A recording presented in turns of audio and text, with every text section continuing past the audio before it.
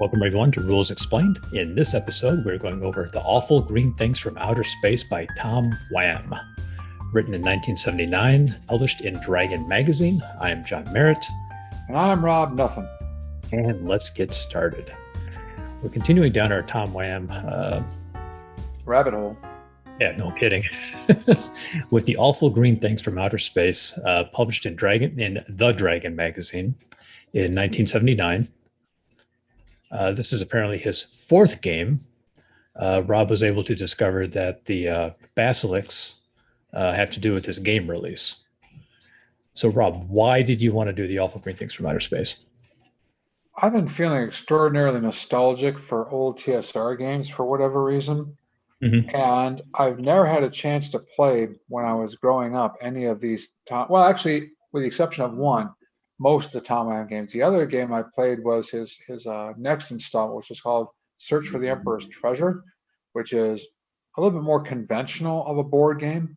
Nothing as outlandish as these, but it has the same fanciful feel. And I've always wanted to play Awful Green Things and Snit's Revenge. And when we started doing this, I realized we had a golden opportunity here to not only, indulge in my, in my childhood past, as it were, but also to go ahead and look at games that I think deserve re-examination, because with the resurgence in the gaming industry and we seem to be entering a new golden age, if you wish, I don't see why we're not going back to the late 70s and early 80s and trying to bring back some of these titles with modern components. I mean, we talked about this with Snit's Revenge. I would love to see somebody do this game with proper plastic molds and plastic miniatures. I would love to see somebody do Awful Green Things. I just think this is a type of game. These are the types of games that deserve the modern treatment, and maybe we'll start a movement.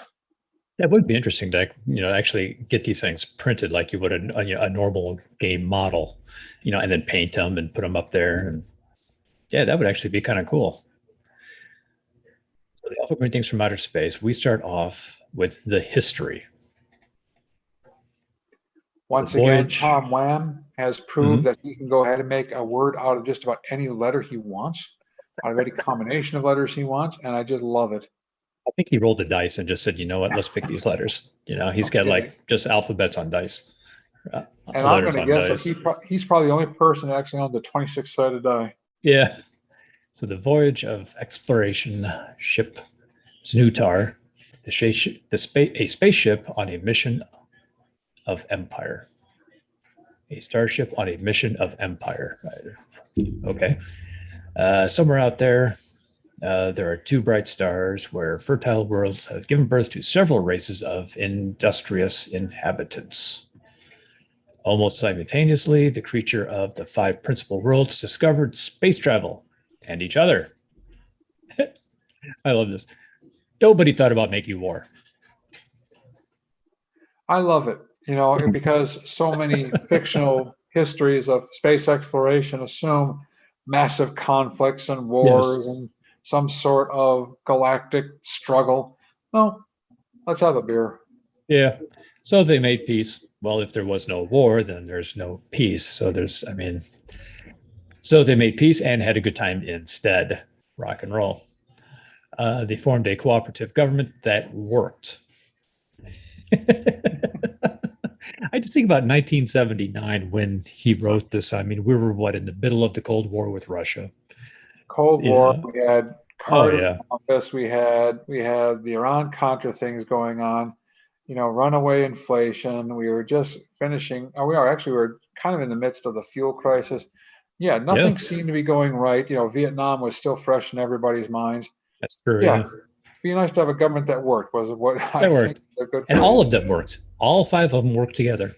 Yeah. Trade and development followed an incredible pace. It was just a matter of time until, the inhabitants all chipped in a year's wages.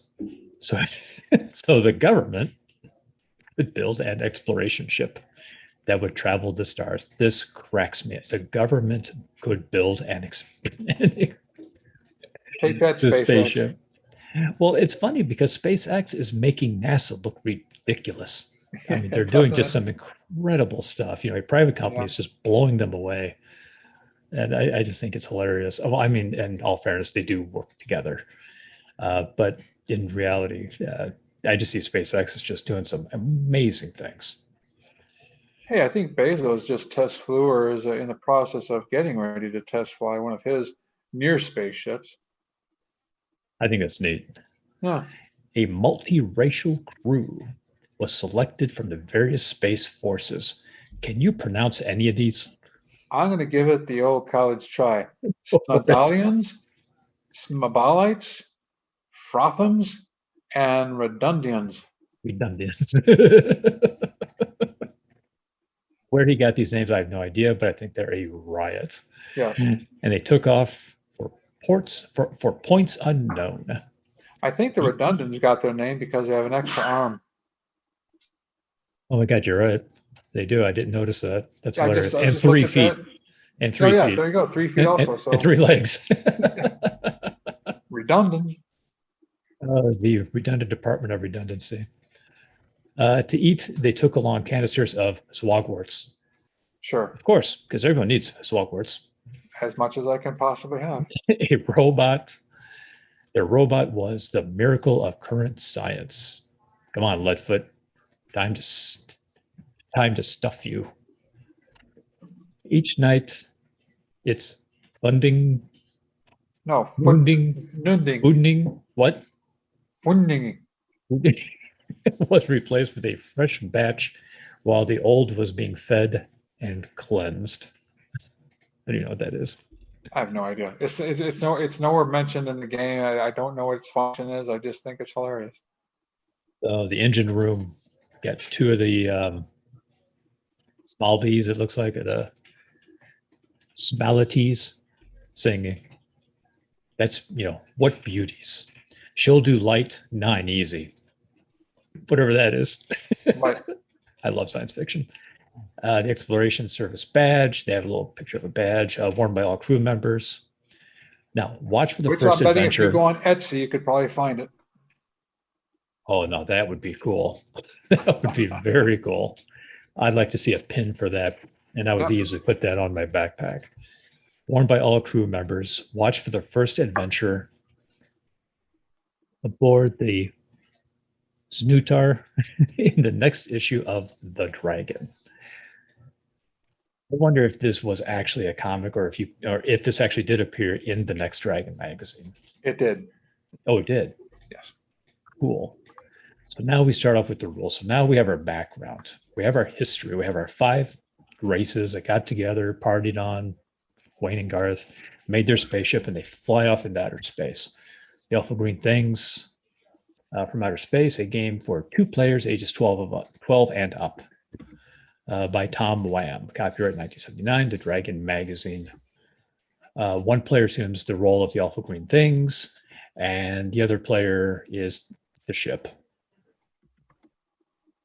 The other player resembles the ship's crew. So it looks like we first do the playing pieces. So what do we do first? Okay, so let's talk about the playing pieces. Well, let me go ahead and just quickly say this. The premise of the game is not well explained in that first cartoon comic strip. It is not. When not the at ship all. goes out, when the ship goes out in space, it encounters a variety of different planets, and it finally finds a planet that the crew thinks is perfect, and they explore it. And when they go back to their ship, they bring back a green rock, and they have no idea what this green rock is. And the premise is that, oops, we brought aboard a hostile alien organism that is some sort of greenish, blobbish thing that can grow rapidly and has all sorts of very hungry characteristics. It wants to eat other life forms. So the premise is that after they get back to the ship, this thing divides and reproduces uncontrollably until the crew finds it and like, oh no, now we have to get rid of it. So the whole premise of the game is this multi-ethnic crew has to now figure out a way to get rid of the alpha green things. Now, the game, alpha green aliens. Yes. The game is not based on Alien, however, for those of you who might be thinking it sounds like an Alien ripoff. It is actually based on an extraordinarily obscure film called Green Slime, which I found on YouTube. You can probably find the entire movie on YouTube still, and it is a B movie. Actually, I'd probably call it a B minus movie. It's just bloody awful, but It it's sounds one of those movies familiar. that's, yeah, it's one of those movies that's fun to watch, and it follows that idea that this crew on the space station is trying to get rid of this green slime that is apparently overtaking them. So that's the background, just so everybody knows what's going on. So it got published in the Dragon magazine. It had the map and it had these pieces that you had to cut out, and they even tell you in the instructions to glue them on some cardboard or some, construction or whatever thicker paper, to actually make the pieces. And all of them are hand drawn, and actually, I think they're really cool. So we have our crew. So he's got some examples of the captain, the machinist, the comm officer. There's a number in the upper right corner, in the lower left, and the lower right. What do each of these do? Well, the numbers are going to go ahead and be the parameters for your crew and the monsters, the green things. Basically, we have a number on the bottom left, which represents the dice that you would roll in a combat situation. And then you have on the bottom right what's called the Constitution, but in reality, what it is it's a target number. If you can roll a number of if you roll your attack dice, your combat dice, and it exceeds the Constitution of the target is killed. There's no intermediate effects like wounded or anything else No like that. wounds, no. You don't have to keep track of everything. Right. So actually, there's another result. There is a stunned possible result depending on the weapon that you use. But then the top right number on the top is their movement allowance. So there's a variable movement allowance depending on the ethnic makeup of the crew and the life stage of the awful green thing. Okay, so the awful green thing has, you mentioned life stage, so there's different stages. So it looks like there's a fragment, a baby, an adult, and then adult makes an egg. Yes, basically, you will mostly only find babies, adults, and eggs. You might find fragments if you have a weapon and you accidentally create fragments, and we'll explain how that happens later. And it also represents the life cycle. So during the grow phase, which happens every turn, babies turn into adults, and adults lay eggs, and eggs turn into babies. If you happen to have any fragments, laying around, they turn into babies during the grow phase. It's probably the only complex portion of the game because you got to kind of watch what you're doing because you got to make sure that you're not double promoting a piece. Okay. And then we have weapons. So they have pool sticks, gas grenades, welding torches. I mean, I think it's so funny that he has all of these, alien stuff, made up words. And then he has a pool stick for a weapon, a gas grenade, a fire extinguisher.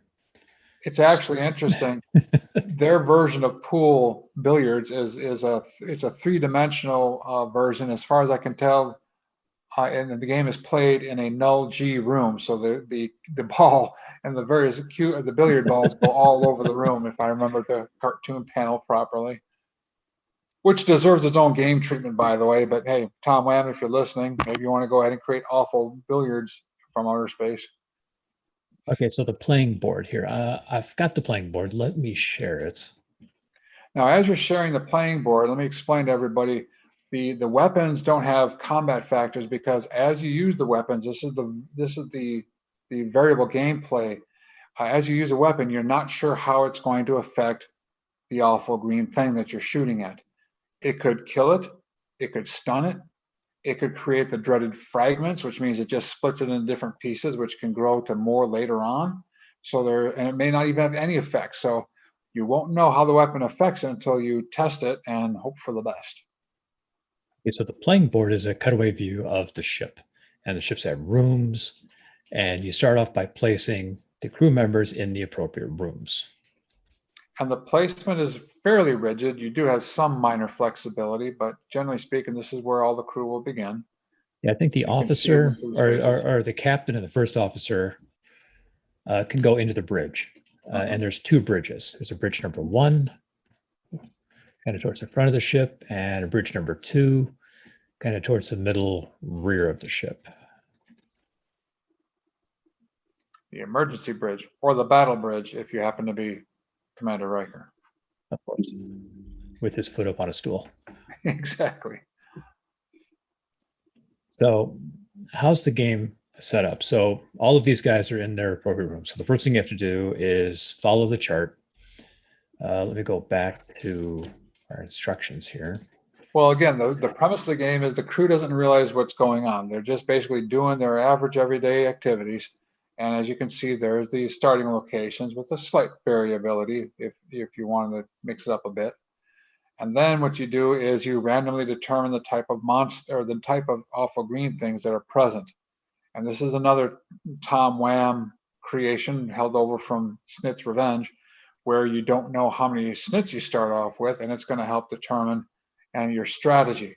So you're going to go ahead and create a random number of the awful green things in various forms, and then you're going to place them in the next section there. You can kind of scroll down a little bit. Right. So if I'm the monster attacking, I roll a d6. Let's say I roll a 3. I start with 5 eggs, 4 babies, 3 adults. That's it. That's it. But remember, much like the Snit's Revenge game, where the Bolotimus player has an unlimited supply of his defense, you as the alpha green thing have an unlimited supply of these things. They can just keep reproducing as long as there's still something on the board. Now, the crew is limited, so if you wipe out the crew, you automatically win the game. So the crew is at the disadvantage kind of in the beginning. Yes. Because you're limited, but the guy doing the attacking has a chance to multiply. So as the crew, you need to eradicate the alpha green stuff from outer space. Yes. So the initial monster placement. So the crew's been placed. We put everybody down in the appropriate rooms. We roll our dice. We know how many what we got, eggs, babies, and adults we're using, or starting with, I should say. The initial placement monster, another d6 is roll. See, once the starting population has been determined, the monster player again rolls a die to determine where to place the first monster. The remaining initial population is then placed, 1 per area in any adjacent areas. Oh, okay. Mm-hmm. So the contamination has spread through the ship. So if it starts in the science lab, let me bounce back here. So let's find the science lab. Okay, so here's the science lab. Yep. So place. Do you have the counters available for the green things? Okay. Yeah, they're up here. So do I place a adult? I guess I can place anything. So that's an adult, right? Yep. Yeah, so we have an adult. This is an egg. That looks like a fragment, and this must be the baby. The baby, thank you. So if I'm there, okay, so I rolled what did I say, a 4 or 3? Mm-hmm. I think it was a 3. Okay. I got 5 eggs, 4 babies, 3 adults. All right. So do I just place them all down? So I got 5 eggs. Yep. And you have to basically place them in adjacent territories, like a Risk type game, but you cannot place them into anything that already has an existing crewman. So this is where a little bit of strategy comes in as far as where you want to put your guys to make the crew. And here's a strategy hint. You don't want the crew to get together, because you can combine your attacks onto one, and that could make your life a little bit more difficult. Right, and 3 adults. Now, does that include the 1 I put down? Yeah, probably. Yeah. Yep. Because that's just a starting location. Okay, so do I put like each one in each room? Any empty room, not one with a crewman. So you got 2 illegal placements already. Oh, okay. So I can't put one in that has a crewman already. This is a lot I got to place. And you can place them in the corridors, so that's okay. Oh, I can. Yep. Mm-hmm. Okay. So let's put a baby 1 there. per area. Yep. I'm just kind of throwing them out there. Mm-hmm. Now, do they have to be next to each other? Yeah, into adjacent areas. So you kind of imagine like spreading through the ship and being connected. Doesn't matter if there's a door or anything. Yep, you can do that. Yep. Okay. Perfect. And you got 1 more. Looks like you got 1 egg up there. You got a place. Yeah, I'm presuming I can't put something. Can I put this in the fuel pod? Yep. Okay. Now, why are these blue? Is it just to? Potential crew starting areas. Oh, okay, okay. I see it. I see it. Yeah, you're right. Because most of them are. Well, not all of them. Well, that's because you do have some choice when you start the game as far as where you place them. Okay, yeah, I see it. So some crew members can begin in multiple spots, like the Yeah, you captain, can the first choose. officer, like you say, could be in the bridge or bridge one. I think there were a few others which allowed you to do it as well. So Mhm. I go in, I place my guys. I love the sequence of play. Cracks me up. Now, the setup's not done just yet. Oh, it's not? Yeah, there's a weird like pre-game phase. All right. The starship player, the person from the Nudar, needs to Uh-huh. go ahead and move one or two crew members. He or she gets to choose, Mhm. and they have to move up to the movement allowance until they reach a room or a corridor with a green thing, and then they stop. Oh, discovering the awful green thing. Once all Yes. monsters are placed, the crew must move one or two crew members, like you said, up to their printed movement allowance, so as to discover the awful green things. Okay, so let's say this guy moved out here. Then that would be done. So we'd stop the pre-phase, and you'd have to fight a combat right now. Oh, really? Right now? Yep, yep. As part of the pre-phase, just to see what it doesn't matter if you win or lose. You just have to fight the combat because this is the discovery phase. Okay, so this coxswain has discovered a baby. Yep, Um, what's he gonna do? Punch it? yep. He has a combat value of 2, so he's going to try to get 12 or better on 2 6-sided dice. Okay, so he takes 2 dice. hmm This is where the strategy comes in as far as which one you choose, but let's see if you get lucky here. Okay, 3. Nope. And then the little bugger gets a counterattack with its 2 dice, and he has to get 18 or higher, which it's not going to do, so it might as well not even roll. Wait, So, I might. Oh no, yeah, you're oh, right. okay. So now the game actually begins according to the sequence of play. Okay, so the sequence of play. It looks like the monster player goes first. He does a grow. So what's a grow? So, So the eggs turn into babies, right? right? Oh my god, what a nightmare! Yeah, So this is where the game it does have its limitations. So you really have to do this one at a time. yeah, So you so can I did every that egg into a one. baby. He turns into an adult. No, I wouldn't do that. And let me No? explain why for the benefit of everybody here. Because now you're going to get confused as far as which ones have you converted. And then, of course, the adults can lay eggs, and you're going to have to Oh, remember oh, which okay, ones. okay. Yeah, so I would just go ahead and convert every egg into a baby right off the bat, and then That's a every good idea. baby into an adult, and then every adult lays an egg but does not disappear. The egg laying adult stays put. Good. Okay, so that's baby. He's there. He comes out. He This has the added grows. advantage of giving you lots of eggs to lay later on. And you can see where this is going to get out of control really fast for Yeah. the Starship player. Okay, now the trick to this now is I put out a bunch of babies. I don't know which ones. Oh, you know what I should. Oh, shoot, I messed up. What I should have done was left the babies in the same area. Yeah, that would have been a great idea. Actually, that's a Yeah, fantastic idea. Yeah, because now I don't know which ones I actually turned into an adult. I know he's one. Was he one? he was a egg, so that now he's a Okay, baby. I think these were You have a eggs. couple of them down here near the crew's quarters and the other fuel pod. Okay, let's put him down. Him down.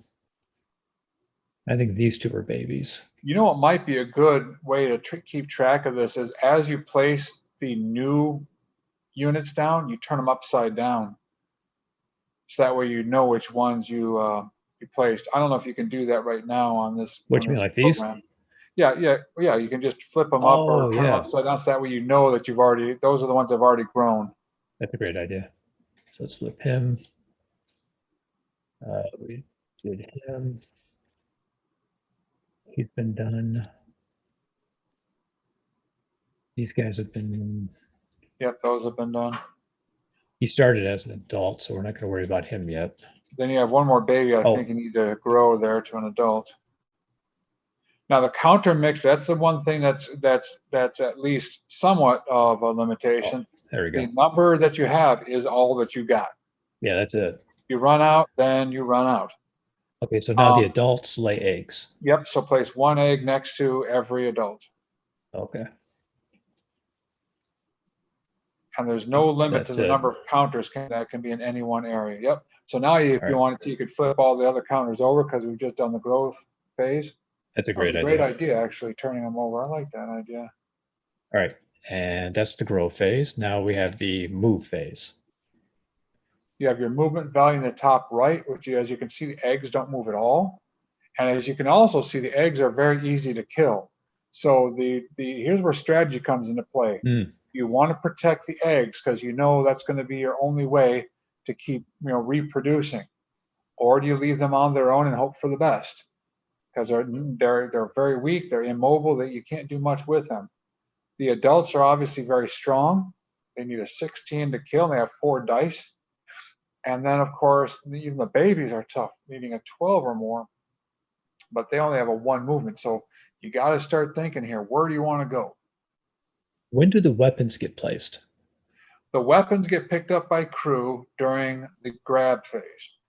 That's the crew. Grab weapons. Okay, okay. Yeah, and depending on the room they're in, which is also blue, anything that's blue is an area they can pick up a weapon.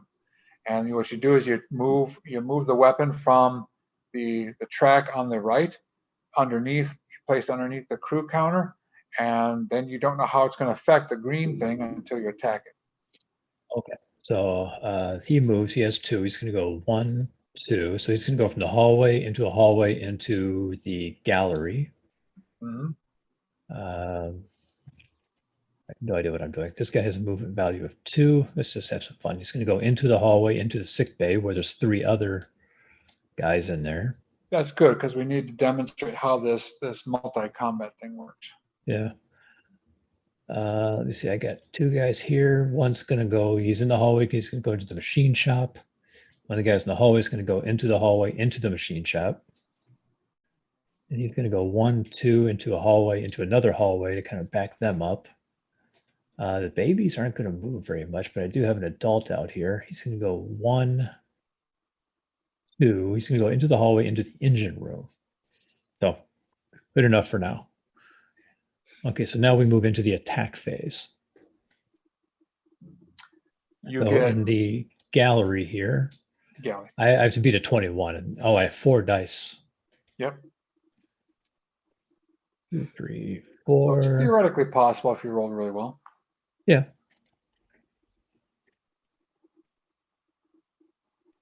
Like that. Did you? Like that. 6, 12, 18, 17, 18, 19.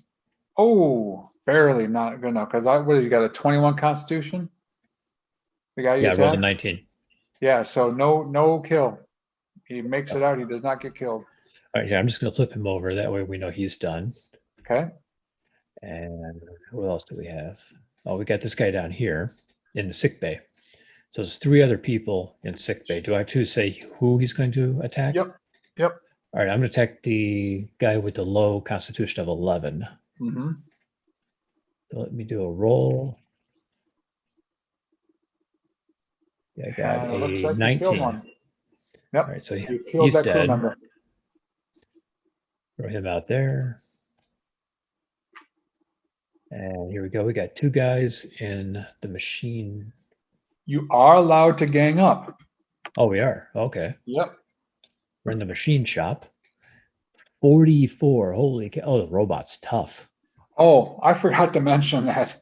Yeah, the robot is a green thing killing machine. There's actually a rule that states if the green things are in the same room, they must attack the robot because the robot is so deadly. Okay. And the robot has 4 dice, has a 44 health. You're probably not going to kill the robot. It's going to probably be the last thing remaining on the ship. But anyway, go ahead and give it a shot. You got 8 dice. it is theoretically possible, and if you do it, that would be a major moral victory. 5, 6, 7, 8. Green thing player.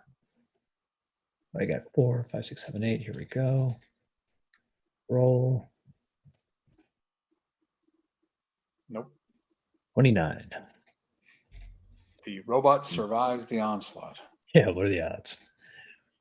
Pretty good, actually. Those are the odds. Yeah. So he's in there. These guys are done. Let me flip them so I know they're done. We got sick bay here.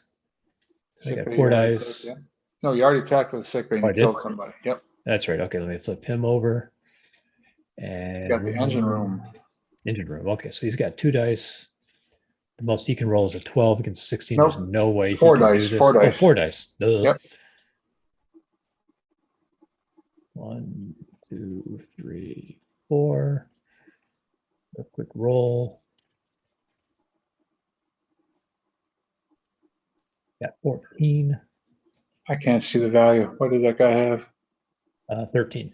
Oh, you killed another crewman. So I took him out. Okay, and I think that's it for my attacks. Let me flip everybody back over. All right, now it's the crew player's turn. Grab weapons. So if they're in a blue room or near a blue room, they can now go ahead and grab the weapon that's indicated there. Or if they're anywhere on the ship, they can grab the fire extinguisher. Oh, I see. So the machine shop, we go down here to machine shop. So he's got a welding torch. Yep. There we go. And the guy in the damage control center, he gets a gas grenade. Now the gas grenade can actually affect both the green things and the crew at the same time. So you got to be very careful when you use the gas grenade. But the gas grenade is only a stun. If you use the fuel canisters, they can go ahead and kill your own crew members if you're not careful. You have a hypodermic. You have to assign it to one crew. You have to assign that to one crew now. So which crew member gets the hypodermic? Well, I don't know. It's your guy. Let's say this guy. Okay. Let's see, bridge. Bridge doesn't get a weapon. Well, there is a stunner. Either bridge, Billy. There it is. Yes. All right. But now here's the kicker. Yeah, there you go. So, and you don't have a certain number of weapons, so you got to make sure that you distribute them properly. And now the weird thing is that if a crewman dies, the weapon goes back to, if I read the rules right, if I remember the rules correctly, the weapon goes back to the room. And I've always thought that was an odd rule. I think the weapon should just go ahead and fall right where the crewman perished. Maybe the weapons are designed to go out one at a time. You know, the idea is that they die and then the person has to run back and get another one. I don't know. Could be. I guess we'll find out next week when we actually play the game. Yeah. And see how it plays out.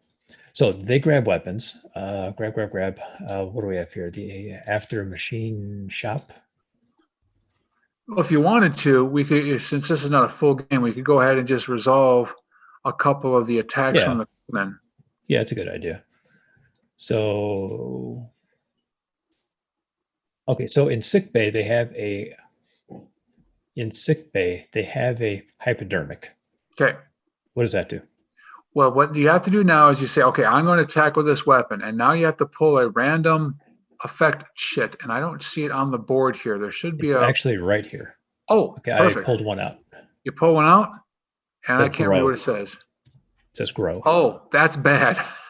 So now that you just stuck the awful green thing with the needle, and it instantaneously caused the adult to lay an egg. Now actually I can do this. Oh no, I can't. I'm sorry. I'm not on the same program as you are.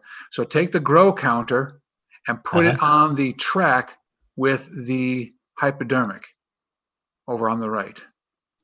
Oh, here. So this means every time you use the hypodermic, it's going to cause it to grow. So you probably never want to use the hypodermic again. Oh, really? That's forever. It's not like each time. No, It's forever. So that Really? weapon is a completely dumb weapon for us to use now against the awful green things because it's just going to make them better. No kidding. Yep. So big, and here's the worst part. That crewman's attack is now done. Okay, so now we still have the Marine. Yep. So he gets 2 dice. Grr. I love that picture. Well, he has 2 dice, so the maximum he's going to roll is a 12, and this thing has a 16 Constitution, so there's no way he's going to defeat him. Attack the egg. Oh, okay, good point. So he's going to attack the egg instead. He's got his 2 dice. Boom. We have an 8, so he destroys the egg. Yep. Thank goodness. Made some scrambled eggs there. Made an omelet. Ham. Yeah. So that takes the egg out, then he's done. And that's it. You have a crew member that has the gas grenade in the damage control room. Oh, wait, no, you don't have it. I thought you had a crew member in there. So you can't get the gas grenade in there. So you got to put that back. Okay. Yeah. There we go. So only people who are actually in the room. Oh, yes. Look, they got little pictures too on the cross section. Which weapon is associated with which room? Okay. Well, now the blue rooms are making a little more sense now. It looks like those are the only rooms that actually spawn weapons. Let's pretend that the machinist guy, is that who that is? That crew member in the machine room? Let's pretend that he's in the damage control room. Let's see what the welding torch does against the green things, just so we can see different types of possible results. Sure. So we are, I'm sorry, which room? The machine room. Machine shop. So we're going to give him the welding torch. So he pulls a thing out. Okay. It says 3 dice to kill. There you go. So that weapon, you put that in there. Yep. And now every time you use that weapon, you get to roll 3 dice to try to kill it. So you got to roll 3 dice and score 16 or higher to kill one of those beasties. All right. Grab 3 dice. 16. That's pretty high. Yeah, it is. It's going to be a tough one. You've been rolling pretty high lately. Well, you say that now. Wait till it actually matters. When I'm attempting to kill you guys in Pathfinder 2. Now, here's an interesting thing we could have done. We could have combined the welding torch attack with the robot attack. So let's go ahead and pretend we never roll those 3. Yes. So we have 3 dice to kill. As long as the weapons, as long as the effect is the same, you can combine. So, for example, if the welding torch said 3 dice to stun, I could not combine it with the robot's kill dice. But now that I have 2 kill dice, I can go ahead and roll all these dice together and try to kill one of those beasties. So go ahead and try to get 16 or more now. So I got 7 dice that I'm rolling. There you go. I got a 23. So that destroys one of my green guys. Yep. Okay, that seems pretty simple. Okay, so that takes care of grab weapons, move, and then attack. So that's the crew members phase. Yeah. So we didn't move. That's all right. We're just kind of explaining this and going through it. Let me jump back to the rules. Now, at some point, you're going to reach a moment in the game where either A, it's going to be obvious that the crew members can defeat and destroy the rest of the green things. So it might become a race against time to see who can go ahead and finally eliminate all the green things or all the crew members. Or B, the crew members are going to realize that there's no chance and their ship is completely overrun. They still have a chance to at least either win the game or get a tie by escaping from the ship into those various craft that you saw in the bottom of the vessel. You got the scout ship and you have the escape pod and so on and so forth. And then this thing here at the bottom. Yep. You have the cockboat bay and then you have the scout bay and the saucer bay. Those are all different ways you can escape the ship. And if you can escape the ship, you then, if all the crew escapes the ship, you then total up the victory points and see if maybe somehow you won. And there's a very slight chance that you could win, but there's a complex after game story that you have to resolve first. But it's funny. Yeah, so on the game board, it looks like there's 3 escape bays. One at the front of the ship and then starboard and was it Or the up and thank you side of the ship where it says Ascensors, Centaur 1, 2, and 3 that they're able to escape from or escape to. yeah, the saucer, the cockboat, and the scout bay. Those are your escape possibilities. All right, so that's our weapons. These And are that the just different weapon effects. yeah. Okay. And some weapons can be thrown. Some weapons have a ranged capability. Some weapons are one use and you're done. Some weapons have an area effect and can affect everything within the same space. So there's a lot of different possibilities here. So like within hypodermic, it says number available. Okay, so there's only 2 available of these. So once they're done, they're done. The found in sick bay, the hypodermic effect affects only 1 monster per turn and may only be used in the same area as the monster under attack. Okay. Yes. Number available. All right, I gotcha. And then it's got the effects. All right. That's starting to make sense. So we went over movement, stacking. Any number of pieces from one or both sides may occupy the same area. There is no stacking limit. Attacks, we went over attacks. Using several weapons at once. Yeah, this is where things do get complicated. When you use several different weapons at once, you have to go in order of the effect precedence. So if you have any weapons that cause a creature to grow, that happens first, like we did in our attack earlier. Then there's weapons that cause things to shrink. So theoretically, if I had 2 weapons, one that grew and one that shrank, first I would cause that creature, the adult, to lay an egg, and then the second weapon would go ahead and cause it to become a baby. This can get quite comical very quick. Yes. So there they got the example, they got how to win. Okay, so how do you win this game? In essence, it's a victory point based game. So the number of victory points equal the constitution points of the crew that have survived if you escape the ship. But the green player gets 111 victory points automatically if you abandon the ship. So the chances of you getting any victory are very slim if you abandon the ship, but there's a chance. You just got to do the math. If you think you have no chance to survive, you look at your constitution scores and say, you know what, I'm bailing on the ship. But there's not an automatic because you have to go through what they call the epilogue, which is a story of your crewmen trying to go ahead and make it back to their home base. And there's a bunch of random results that are quite funny and hilarious. But in essence, the other way to win is, of course, if the green player kills every crewman on board, then there's nothing left to tally. Even if the no, never mind. I was going to say something else, but that would not make sense.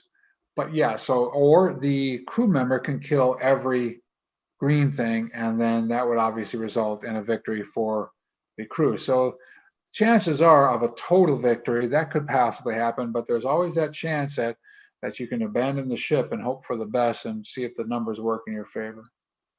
This game looks hysterical, and I can't wait to play it next week. It's going to be awesome. All right. Anything else you wanted to go over? Well, there are some optional rules, as you can see, layered afterwards that add some complexity. Like, you can fight outside the ship.